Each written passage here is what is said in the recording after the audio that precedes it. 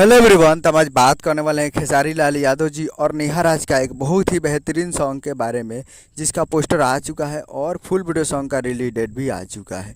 और इस गाने को लिखे हैं विशाल भारती जी और इसमें म्यूजिक दिए हैं श्याम सुंदर जी आदिशक्ति फिल्म से।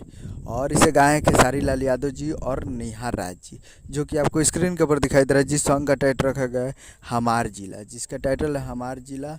और वीडियो में है खेसारी लाल यादव जी और कोमल सिंह जी, फिट में है कोमल सिंह जी।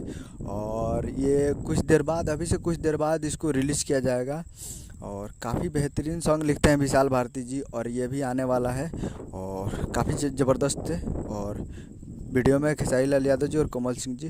तो ये आने वाला है, आज कुछ ही देर में आपको रिलीज़ किया जाएगा Adishakti films Bhojpuri YouTube channel से। जब तक आप देख रहे हैं वीडियो तब तक आ भी गया होगा, तो आप उसे जाकर देख सकते हैं Adishakti film Bhojpuri YouTube channel. उम्मीद कर रहा हूँ वीडियो चैनल को सब्सक्राइब, बेल आइकन प्रेस करते हैं। कैसे खेसारी लाल यादव जी के लेटेस्ट न्यूज़ लाते रहे। मिलता है अगले वीडियो में। जय हिंद, जय भोजपुरी।